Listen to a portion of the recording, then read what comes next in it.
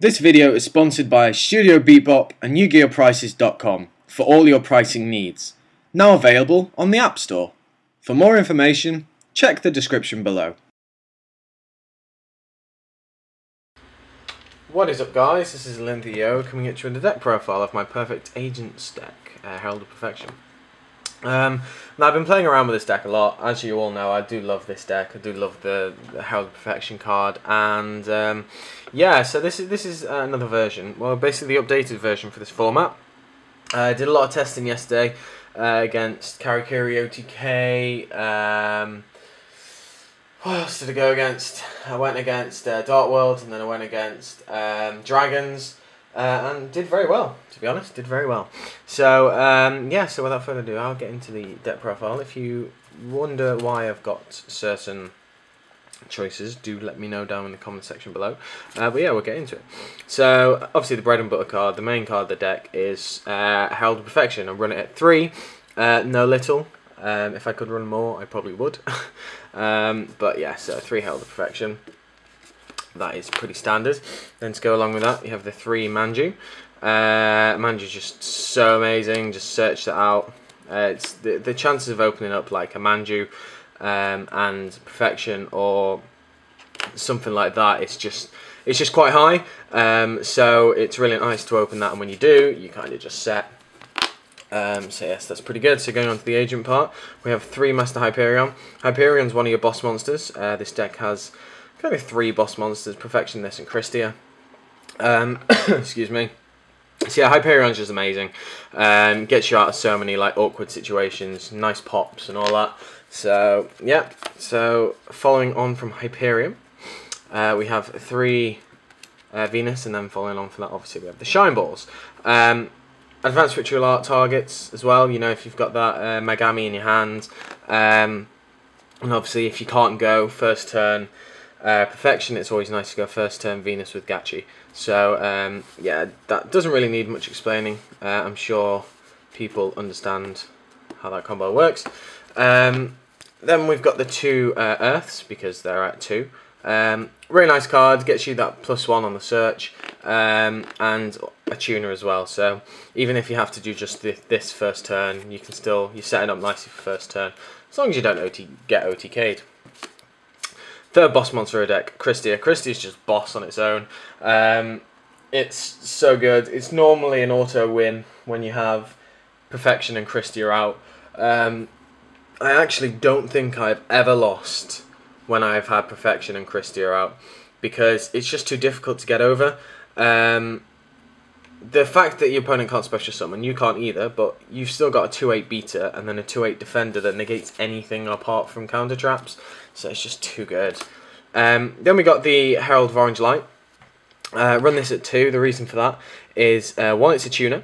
2, it's fodder for Perfection, and if I don't have Perfection, I can negate and destroy something on the field.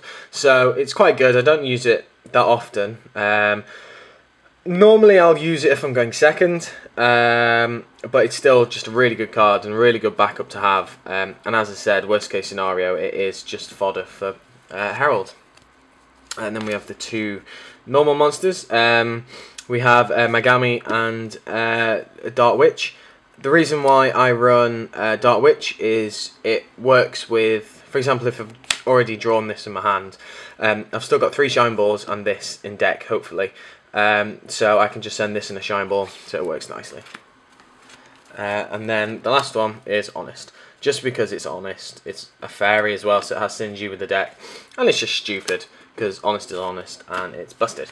So yeah, that's the 24 monsters. So going on to the spells, we have the 2 Advanced Ritual Art and the 1 Dawn of Herald. I have been and ahhing about taking this out, but it just proves too useful at times. Just to have 1 as the backup, I actually can get it off quite a surprising amount of times. It's just really useful, and I get why people take it out and just leave in the Advanced Ritual Arts in this type of deck, but it's just too useful, and it has saved my arse a lot of times, so I'm keeping it in. We have 2 Upstart Goblin. The deck is at 40, so that's why you don't have 3. Upstart just kind of helps me get to my combo pieces much quicker.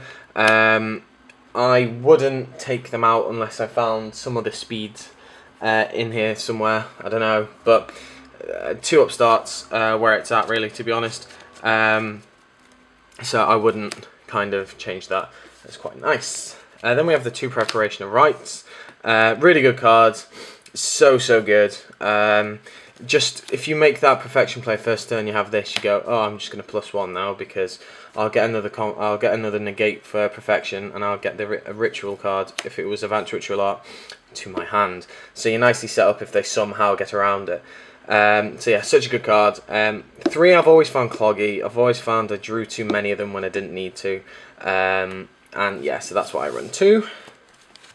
Then we have the 2 Dark Factory and Mass Production. So many people get really angry with this card because, perfect example, yesterday I got whittled down to no cards in hand and they passed turn and I drew this. So they were quite salty. So, but yeah, this card is great.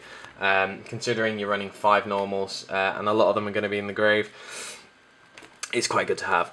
Then one of the new ones is 2 Mystical Space Typhoon. You might think, why are you playing Mystical Space Typhoon when you have Herald of Perfection? This is because Defissure shuts your deck down and Macro shuts the deck down instantly. It's very difficult, very difficult to get over it, especially if they go turn 1 Defissure or Macro. So this is to help that. This is also gives you a little bit more flexibility on what you can negate and what you don't have to negate. Like for example, yesterday I had the Perfection out and he activated Royal Decree. I had to set this and a set Treacherous Trap Hole. So I was like, I'm not going to negate it. I'll wait. So I just waited until I needed to activate Treacherous Trap Hole. Activate Treacherous Trap Hole, chain this, and it just kept those fairies in my hand, and it turned out to be a game changer, not because of the MST, but because I always had just the right amount of fairies to negate whatever he was doing.